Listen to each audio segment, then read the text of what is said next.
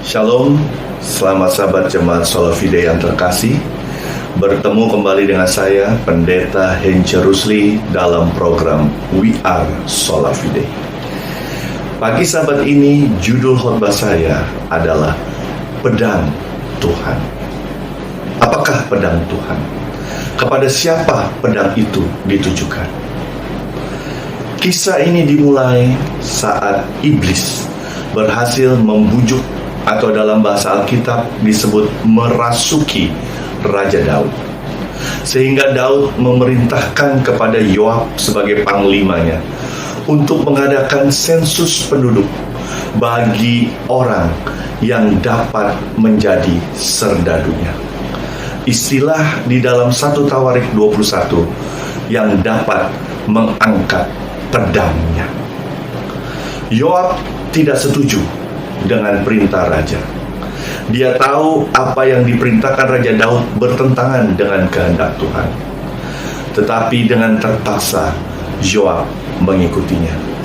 Dia pergi dari satu desa ke desa yang lain, kota ke kota yang lain, untuk mendata orang-orang yang sanggup mengangkat pedangnya. Alkitab mencatat di dalam 1 Tawarik pasal 21, ada 9 bulan 20 hari Yoab mengadakan sensus. Setelah itu dia pulang dan dia laporkan di ayat 5 bahwa jumlah orang yang dapat mengangkat pedang 1.570.000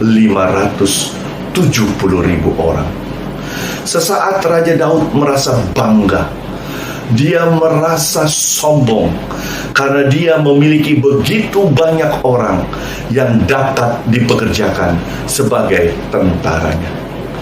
Tetapi sekejap dia menyadari bahwa apa yang dia lakukan sudah bertentangan dengan kehendak Tuhan. Mengapa?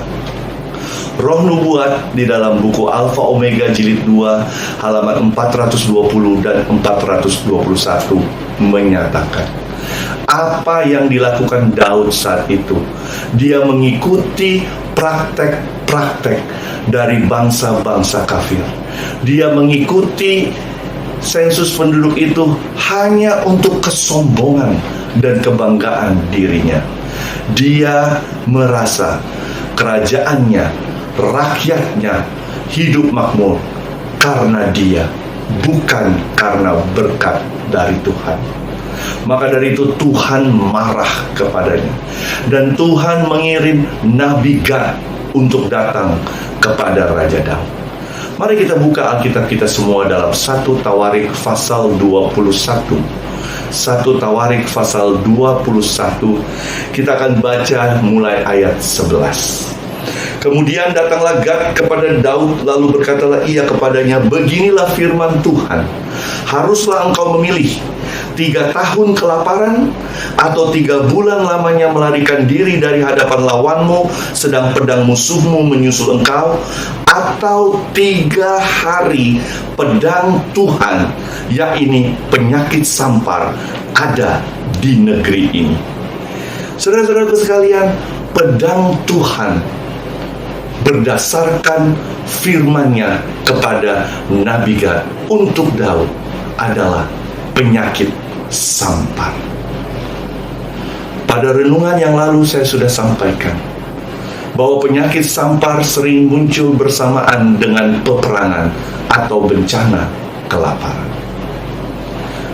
Dan saat ini penyakit sampar muncul karena murka Tuhan kepada Raja Daud yang sombong, yang merasa kemakmuran kerajaannya karena kebijaksanaannya sendiri.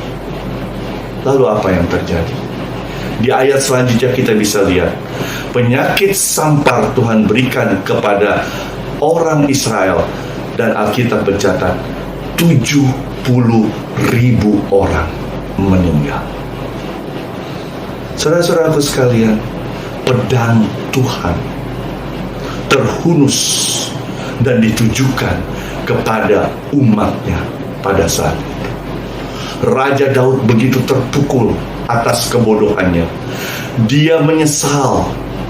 Dan kalau kita bisa lihat di dalam Mazmur pasal 91. Mazmur 91 ini sekarang terkenal seiring dengan virus corona yang mewabah di dunia. Banyak orang katakan Mazmur 91 sebagai penghibur, sebagai ayat-ayat yang menguatkan umat Tuhan pada saat ini. Di dalam Mazmur 91 ayat 5, pemazmur mengatakan, "Engkau tidak usah takut terhadap kedahsyatan malam, terhadap panah yang terbang di waktu siang, terhadap penyakit sampar yang berjalan di dalam gelap, terhadap penyakit menular yang mengamuk di waktu petang."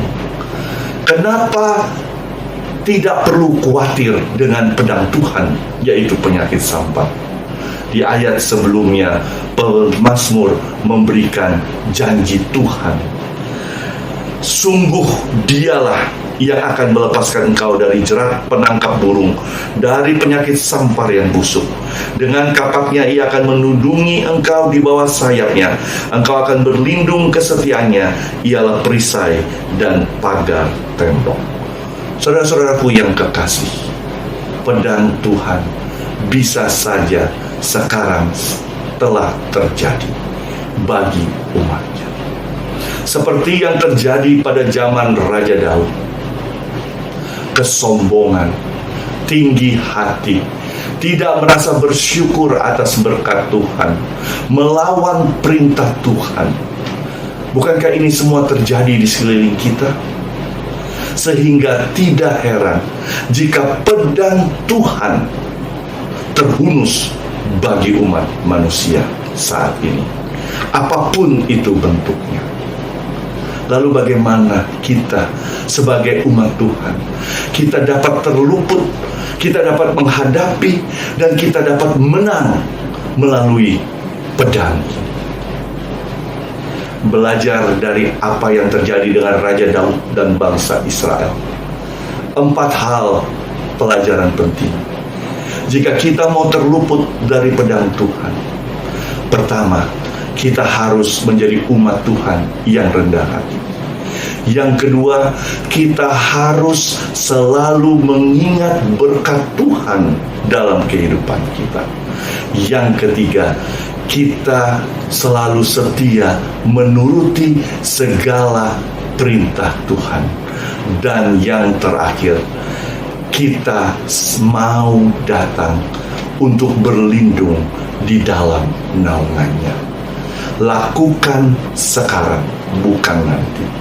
Niscaya pedang Tuhan akan teralihkan dari kita, dari keluarga kita, dari jemaat kita. Saudara-saudaraku Sola Fide yang terkasih, selalu ingat tetap menjaga kesehatan, tekun berdoa, khususnya di dalam doa berantai program gereja kita, setia belajar firman Tuhan, dan berbakti bersama keluarga di rumah kita masing-masing. Kenapa? Karena we are Sola Fide. Selamat sahabat, Tuhan memberkati kita semua.